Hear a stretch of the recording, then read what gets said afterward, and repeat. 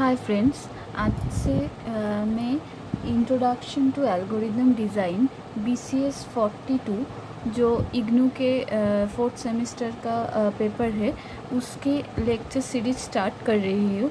आज जो first lecture series है उसमें हम जानेंगे definition of algorithm, characteristics of algorithm, एक एग्जाम्पल देखेंगे एल्गोरिदम का और एडवांटेज ऑफ एल्गोरिदम। तो चलिए शुरू करते हैं। डेफिनेशन ऑफ एल्गोरिदम मतलब एल्गोरिदम होता क्या है। An algorithm is a step by step procedure to solve a particular problem. Therefore we can say algorithm refers to a set of rule. मतलब हमें अगर कोई प्रॉब्लम दिया हुआ है, उस प्रॉब्लम को सॉल्व करने के लिए हम जो step by step process follow करते हैं उसको ही हम बोलेंगे एल्गोरिदम। देखिए, एल्गोरिदम ऑलवेज़ प्रोग्रामिंग के ही होते हैं, ऐसा कुछ बात नहीं है। डेली लाइफ में जैसे समझिए कि हम कोई रेसिपी को कुक करना चाह रहे हैं तो हमें step by step process use करना पड़ते हैं, वो भी एक तरह के एल्गोरिदम है। एक प्रॉब्लम सॉल्व करने के लिए जो स्टेप बाय स्टेप प्रोसेस हम फॉलो करते हैं वही बेसिकली एल्गोरिदम है। तो एल्गोरिदम में इनपुट लेना है और उस इनपुट के हिसाब से सेट ऑफ रूल फॉलो करने के बाद हमें आउटपुट मिलेंगे। कैरेक्टरिस्टिक्स ऑफ एल्गोरिदम क्या होते हैं? Algorithm should be clear and unambiguous, each of its step must be lead to one meaning. मतलब हम जो स्टेप फॉलो करेंगे वो स्टेप क्लियरली होना चाहिए, एक स्टेप के एक ही सिंगल मीनिंग होना चाहिए। Next, input. N algorithm should have zero और मोर वेल डिफाइंड इनपुट। अगर हम इनपुट ही नहीं देंगे तो उस इनपुट के ऊपर हम प्रोसेस नहीं कर पाएंगे। तो इसीलिए ज़ीरो और मोर, एक से ज़्यादा इनपुट हमें देना है। Output. An algorithm have to produce at least one output. मतलब एल्गोरिदम एक ना एक आउटपुट ज़रूर प्रोड्यूस करेंगे। Feasibility. An algorithm should be feasible with the available resource. मतलब हमारे पास जो रिसोर्स है उस रिसोर्स को इम्प्लीमेंट करके एल्गोरिदम कंप्लीट होना चाहिए। Finiteness. N algorithm terminates after a fix number of step. मतलब एल्गोरिदम में जो स्टेप हम फॉलो करेंगे, जो पहले से मैं बता रही हूँ स्टेप बाय स्टेप प्रोसीड्यूर, ये जो स्टेप है ये स्टेप फाइनाइट नंबर होना चाहिए। मतलब इनफाइनाइट लूप के अंदर घुस जाना नहीं है। Language independent. The algorithm must be plain instruction that can be implemented by any programming language. The output will be the same. मतलब हम लोग जो एल्गोरिदम लिखेंगे वो कोई भी प्रोग्रामिंग लैंग्वेज में हम कन्वर्ट कर सकते हैं। मतलब सोचिए कि हमको ऐड टू नंबर के एल्गोरिदम लिखना है, वो हम सी प्रोग्रामिंग लैंग्वेज में भी इम्प्लीमेंट कर सकते हैं, C++ प्रोग्रामिंग लैंग्वेज में भी इम्प्लीमेंट कर सकते हैं, जावा में भी इम्प्लीमेंट कर सकते हैं। हमारा जो आउटपुट है वो सेम ही आएंगे। एक अलग अलग प्रोग्रामिंग लैंग्वेज के लिए अलग अलग एल्गोरिदम नहीं होता है, एक एल्गोरिदम से ही हम सभी प्रोग्रामिंग लैंग्वेज में कन्वर्ट कर सकते हैं।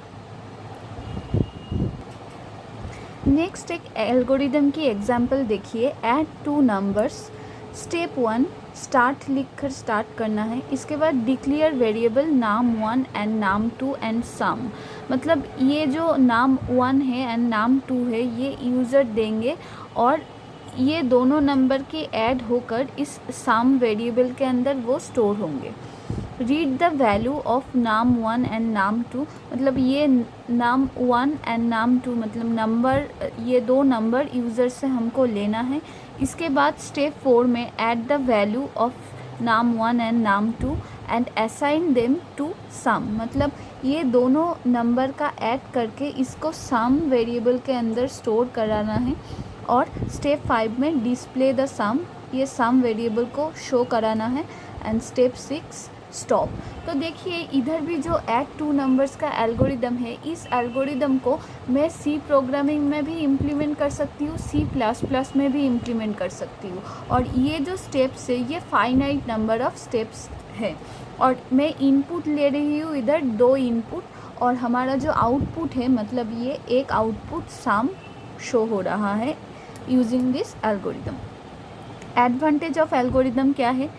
Algorithm can be easily written. ये हम लोग इंग्लिश लैंग्वेज में लिखे हैं, इजीली हम लिख सकते हैं।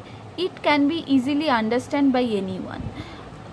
कोई अगर प्रोग्रामिंग को नहीं भी समझे, वो एल्गोरिदम को 1-2 बार रीड करने से थोड़ा बहुत उसको समझ में आएंगे।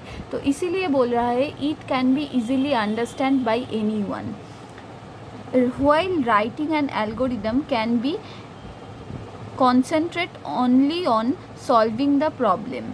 मतलब हम जब एल्गोरिदम को लिख रहे हैं, हम कॉन्सेंट्रेट कर रहे हैं ऑन द प्रॉब्लम, मतलब हमें साम निकालना है, ये हमारा प्रॉब्लम है, हमारा पूरा कॉन्सेंट्रेशन ही इसके ऊपर है। बट अगर हम डायरेक्टली प्रोग्रामिंग लैंग्वेज तो हमें बहुत सारी चीज़ को ध्यान में रखना है, जैसे कि सिंटैक्टिकली हम ठीक ले रहे हैं या नहीं, सेमीकोलोन के बारे में, एग्जिट ठीक से हो रहा है या नहीं। तो इसीलिए बोल रहा है while writing an algorithm we can be concentrate only on solving the problem। मतलब हम सिर्फ प्रॉब्लम के बारे में सोच रहे हैं।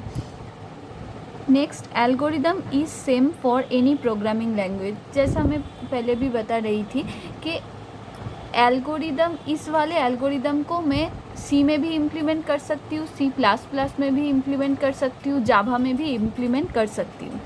एन एल्गोरिदम यूज़ अ डिफाइनाइट प्रोसीड्यूर। जो इसके पहले भी मैं बताया कि एल्गोरिदम के जो स्टेप्स है ये फाइनाइट नंबर ऑफ स्टेप्स होना चाहिए। ठीक है, तो आज के लेक्चर में इतना ही। इसका PDF नोट्स आपको डिस्क्रिप्शन लिंक में मिल जाएंगे। और BCS 42 के अंदर हम लोग कौन सी टॉपिक को कवर करेंगे, इसका भी एक PDF मैंने बनाया है, उसका लिंक भी आपको डिस्क्रिप्शन में मिल जाएंगे। और प्लीज़ इस लेक्चर से अगर आपको कोई भी हेल्प हुआ है, please like, share and comment and subscribe my channel.